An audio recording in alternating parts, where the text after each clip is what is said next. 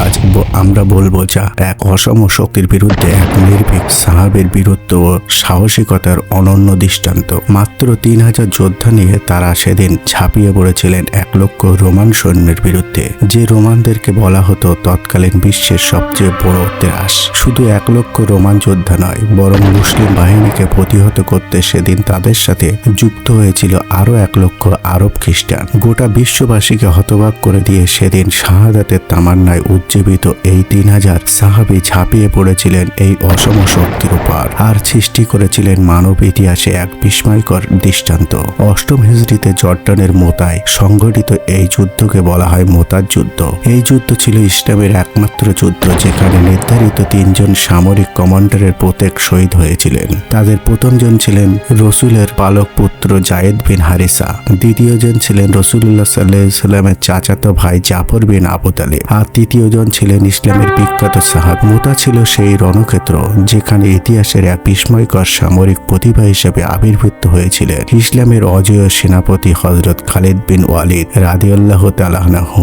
অসম শক্তির বিরুদ্ধে এই লড়াইয়ে মুসলিম বাহিনী যখন বিপর্যস্ত, একে একে 3 জন কমান্ডারের মৃত্যুতে গোটা বাহিনী যখন দিশেহারা, তখন তাদের নেতৃত্বের ভার নিজের কাঁধে তুলে নেন খালিদ বিন ওয়ালিদ। তার অসাধারণ সামরিক প্রতিভার সামনে সেদিন দিশেহারা হয়ে পড়ে বিশাল রোমান বাহিনী, আর তছনছ হয়ে যায় তাদের গোটা অগ্রভাগ। সেদিন খালিদ যে রণকৌশল, বীরত্ব আর সাহসিকতার দৃষ্টান্ত স্থাপন করেছিলেন তাতে মুগ্ধ হয়ে স্বয়ং আল্লাহর নবী তার উপাধি দেন সাইফুল্লাহ, যার অর্থ আল্লাহর তলোয়ার। রাসূলুল্লাহ সাল্লাল্লাহু আলাইহি সাল্লামের জীবদ্দশায় তৎকালীন পৃথিবীর পরাশক্তি রোমান সেনাবাহিনীর বিরুদ্ধে মুসলিমদের পরিচালিত একমাত্র যুদ্ধ ছিল এই মোতার যুদ্ধ। 8ম হিজরিত মোতাবেক 629 খ্রিস্টাব্দ মক্কা বিজয়ের কয়েক মাস আগের ঘটনা। বদর, খন্দক, খাইবার যুদ্ধে মুসলিম বাহিনীর বিজয়ের মধ্যে দিয়ে আরব ভূমিতে নতুন শক্তি হিসেবে আবির্ভূত হয়েছে মদিনার ইসলাম। মধ্যপ্রাচ্যের বিভিন্ন এলাকার শাসকদের কাছে ইসলামের দাওয়াত দিয়ে দূত প্রেরণ করতে থাকে মুহাম্মদ সাল্লাল্লাহু আলাইহি ওয়াসাল্লাম। এরই অংশ হিসেবে উমাইরকে তিনি চিঠি সহ পাঠিয়ে দেন তৎকালীন বসরার গভর্নরের কাছে, কিন্তু পূর্ব রোমান সম্রাট হেরাক্লিয়াসের পক্ষ থেকে গভর্নর হিসাবে বসরার শাসক হিসাবে তখন নিযুক্ত ছিলেন গাসান গোত্রের গোত্রপতি সুরাক বিন ইবনে ওমর কাসানি। তিনি মুহাম্মাদের পরিহিত দূতকে আটক করেন এবং সামরিক নীতি লঙ্ঘন করে তাকে হত্যা করেন। এই সংবাদ মদিনার ঘরে ঘরে দাবানলের মতো ছড়িয়ে পড়ে এবং ক্ষোভে ফুঁসে ওঠে গোটা মদিনার মানুষ। গাসানিদের এই অধ্যত্বের জবাব দিতে নবী নির্দেশ দেন দ্রুত গড়ে তোলা হয় বিশাল সেনাবাহিনী। মৃত্যুপণ করে সেই বাহিনীতে যোগ দেন 3000 যোদ্ধা। খন্দকের যুদ্ধ ব্যতীত ইতিপূর্বে কখনো এত বড় সৈন্য সমাবেশ ঘটেনি। মদিনার মুসলিমরা উক্ত বাহিনীর প্রথম কমান্ডার হিসেবে আল্লাহর নবী দায়িত্ব করেন তার পালক পুত্র জায়েদ বিন হারিসাকে। দ্বিতীয় কমান্ডার হিসেবে দায়িত্ব পান রসুলের চাচাতো ভাই জাফর বিন আবু তালিব। তৃতীয় কমান্ডার হিসেবে আব্দুল্লাহ ইবনে রাহওয়া রাদিয়াল্লাহু তাআলা আনহু। অতঃপর আল্লাহর নবী বলেন, এদের প্রত্যেকে যদি শহীদ হয়ে যায় তাহলে তোমরা নিজেদের মধ্যে আলোচনা করে পরবর্তী কমান্ডার নির্ধারণ করবে। উক্ত বাহিনীতে প্রথমবারের মতো যোগদান করেন কুরাইশ বীর খালিদ বিন ওয়ালিদ। ইতিপূর্বে মক্কা ও মদিনার মধ্যে সংগঠিত প্রতিযুদ্ধে ইসলামের বিরুদ্ধে অস্ত্র ধারণ করেছিলেন তিনি। মুতার যুদ্ধের মাত্র 3 মাস আগে তিনি ইসলামের প্রতি ঈমান আনেন এবং ইসলাম ধর্মে দীক্ষিত হন। সেদিন খালিদ যখন একজন সাধারণ সেনা হিসেবে যুদ্ধের উদ্দেশ্যে রওনা হয়, কেউ জানত না ইসলামের ছায়াতলে নিজের এই প্রথম যুদ্ধের কাণ্ডারী হিসেবে আবির্ভূত হবেন এই বীর যোদ্ধা। উক্ত বাহিনী বসরা অভিমুখে অগ্রসর হয়ে জর্ডানের সীমান্ত এলাকায় অবস্থান নেন। এই পর্যন্ত মুসলিম বাহিনী জানত তারা গাসানিদের বিরুদ্ধে যুদ্ধ করতে যাচ্ছে, কিন্তু গুপ্তচর সংবাদ নিয়ে আসেন গাসান গোত্রকে রক্ষা করতে যুদ্ধের পূর্ণ প্রস্তুতি নিয়ে অপেক্ষা করছে 1 লক্ষ সেনা। তাছাড়া এই রোমানদের পতাকা তলে জড়ো হয়েছে আরো বিভিন্ন গোত্রের 1 লক্ষ আরব খ্রিস্টান। মুসলিম বাহিনীর কাছে এই সংবাদ ছিল বিনা মেঘে বজ্রপাতের মতো। মাত্র 3000 যোদ্ধা নিয়ে 2 লাখ শত্রুর মুখোমুখি হওয়া কতটা বাস্তবসম্মত হবে তা নিয়ে উদ্বিগ্ন হয়ে পড়েন তারা। বিস্মিত ও চিন্তিত 2 রাত পর্যন্ত পরামর্শ করেন, কিন্তু কোনো সমাধানে আসতে পারেন না। তাদের কেউ কেউ অভিমত ব্যক্ত করেন, চিঠি দিয়ে উদ্বুদ্ধ করেন পরিস্থিতি সম্পর্কে অবহিত করা হোক। তিনি হয়তো বাড়তি সৈন্য পাঠাবেন কিংবা অন্য কোনো নির্দেশ দেবেন। এই দুদুল্যমান অবস্থায় সেনাবাহিনীর 3য় কমান্ডার বলেন, হে মুসলিমরা, আজ তোমাদের কি হয়েছে? তোমরা কি শাহাদাতকে এড়িয়ে যেতে যাচ্ছ?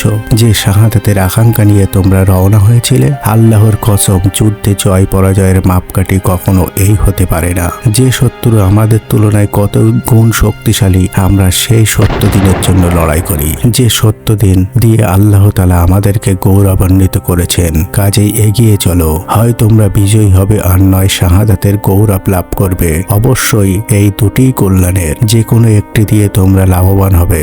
আব্দুল্লাহ ইবনে রাওয়া এই বক্তব্যে মুহূর্তের মধ্যে বদলে দেয় সকলের মানসিকতা। শাহাদাতের তামান্নায় উজ্জীবিত হয়ে ওঠে গোটা মুসলিম বাহিনী। সমস্ত সংশয় ঝেড়ে ফেলে তারা এগিয়ে চলেন সম্মুখপানে। অতঃপর জর্ডানের মোতা নামক স্থানে রোমান সম্রাটদের প্রেরিত বিশাল বাহিনীর মুখোমুখি হন। আল্লাহর সত্য দিনের জন্য জীবন উৎসর্গ করতে আসা এই 3000 মুজাহিদ সেনা 8ম হিজরি মোতাবেক 629 খ্রিস্টাব্দের সেপ্টেম্বর মাসের কোনো এক দিবসে তুমুল সংঘর্ষে জড়িয়ে পড়ে দুই বাহিনী।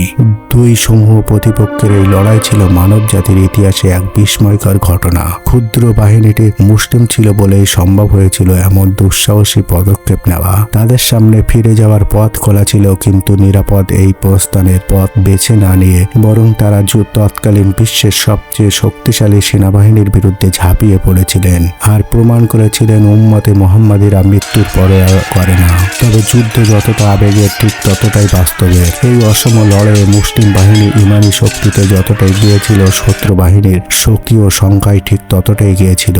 শাহাদাতের তামান্নায় উজ্জীবিত মুসলিম ফৌজও যুদ্ধ করতে থাকে ইমান আর সাহসিকতার ভর করে। অন্যদিকে রোমান বাহিনী আর তাদের মিত্রপক্ষ যুদ্ধ করতে থাকে শক্তি ও সংখ্যার উপর ভর করে। ফলে যুদ্ধক্ষেত্রে ভয়ানক রূপ ধারণ করে। বাড়তে থাকে উভয় পক্ষের ক্ষয়ক্ষতির পরিমাণ। যুদ্ধের এক পর্যায়ে শহীদ হয়ে যান নবীর বালক পুত্র। সাথে সাথে নেতৃত্বের দায়িত্ব গ্রহণ করেন দ্বিতীয় কমান্ডার জাফর বিন প্রবল। পরাক্রমের সাথে যুদ্ধ করতে থাকেন আর এক পর্যায়ে শত্রুর আঘাতে জর্জরিত হয়ে শাহাদাতের কোলে ঢলে পড়েন। বলা হয়ে থাকে যুদ্ধ শেষে জাফর বিন তালিবের শরীরে শত্রুপক্ষের 90টি আঘাতের চিহ্ন খুঁজে পাওয়া গিয়েছিল। জাফর বিন আবু তালিবের শাহাদাতের পর মুসলিম বাহিনীকে নেতৃত্ব দেন তৃতীয় কমান্ডার। প্রতিপক্ষের একের পর এক আঘাতে এক পর্যায়ে তিনিও মাটিতে লুটিয়ে পড়েন আর মৃত্যুবরণ করেন। শাহাদাতের এই অমীয় সুধা, যার প্রবল আকাঙ্ক্ষা নিয়ে তিনি এই ময়দানে ছুটে এসেছিলেন। তৃতীয় কমান্ডারের শাহাদাত বরণের মধ্যে দিয়ে মুসলিম বাহিনীতে সৃষ্টি হয় নেতৃত্বের শূন্যতা। এই শূন্যতা মুসলিম বাহিনীকে দাঁড় করিয়ে দেয় খাদের কিনারায়। পরিস্থিতি হয়ে ওঠে ভয়াবহ। আর এই প্রতিকূল পরিস্থিতির মুসলিম বাহিনীর পতাকা হাতে তুলে নেন বিশিষ্ট সাহাবী সামিদ বিন আরকাম। অতঃপর সেই পতাকা তিনি এগিয়ে দেন খালিদ বিন ওয়ালিদের দিকে আর বলেন, আজকের এই ময়দানে আমাদেরকে নেতৃত্ব দিতে আপনার চেয়ে যোগ্য কোনো যোদ্ধা নেই। সুতরাং নিজের হাতে পতাকা তুলে নেন আর সেই নেতৃত্ব দায়িত্ব গ্রহণ করুন। নিরুপায় হয়ে মুসলিম ফৌজকে নেতৃত্ব দেওয়ার গুরু দায়িত্ব নিজের কাঁধে তুলে নেন খালিদ বিন ওয়ালিদ। যদিও মাত্র 3 মাস আগে তিনি ইসলাম গ্রহণ করেন। নতুন কমান্ডার দায়িত্ব নেওয়ার পর বদলে যায় যুদ্ধের দৃশ্যপট এবং গোটা বাহিনীকে নিজের মতো করে ঢেলে সাজান খালিদ বিন ওয়ালিদ। পূর্ববর্তী কমান্ডাররা যুদ্ধ করেছিলেন সাহসিকতা আর ইমানের শক্তিতে। খালিদ তার সাথে যুক্ত করেন রণকৌশল, ক্ষিপ্রতা আর নিজের বাহিনীকে তিনি শত্রু বাহিনীর সমান্তরালে পুরো যুদ্ধক্ষেত্রে জুড়ে ছড়িয়ে দেন, যেন পেছন থেকে কিংবা 500 দেশ থেকে রোমানরা কোনো মুসলিম যোদ্ধাকে ঘিরে ফেলতে না পারে। অতঃপর 3000 রণক্লান্ত যোদ্ধাকে নিয়ে তিনি সিংহের মতো ঝাঁপিয়ে পড়েন 2 লক্ষ শত্রু সেনার উপর। গোটা অগ্রভাগ জুড়ে ছড়িয়ে পড়ে মুসলিম বাহিনী আর রচনা করে প্রচণ্ড আক্রমণ। পরাজয়ের দ্বার প্রান্তে থাকা মুসলিম বাহিনীর এই আক্রমণের তীব্রতায় হতগচ্ছিত হয়ে পড়ে শত্রুপক্ষ। তারা বুঝতেই পারে না মুসলিম বাহিনী এতটা আক্রমণাত্মক হয়ে উঠেছে কিসের শোকে। তাদের এই ঘোর কেটে ওঠার আগেই যুদ্ধক্ষেত্রের পরিস্থিতি বদলে যায়। খালিদ বিন ওয়ালিদের আক্রমণ এতটাই প্রচণ্ড ছিল যে আঘাতের ধকল সহ্য করতে না পেরে তার হাতে থাকা তলোয়ারটি ভেঙে যায়। তিনি আরেকটি তলোয়ার হাতে তুলে নেন আর একই ক্ষিপ্রতায় শত্রুর ওপর আঘাত করেন এবং দ্বিতীয় তলোয়ারটিও ভেঙে যায়। তিনি আরেকটি তলোয়ার হাতে তুলে নেন। এভাবে তার হাতে ভেঙে পড়ে একে একে 9টি তলোয়ার আর প্রতিটি তলোয়ারের নিচে বলি হয় অসংখ্য রোমান যোদ্ধা। কমান্ডারের বীরত্বের এই ঝলক দেখে বহুগুণে উজ্জীবিত হয় মুসলিম বাহিনী। পাশাপাশি তাদের মধ্যে ছিল পূর্ববর্তী কমান্ডারদের শাহাদাতের প্রতিশোধ গ্রহণের প্রবল তাড়না। তারা প্রত্যেকে তখন হয়ে ওঠেন আহত বাঘের মতো।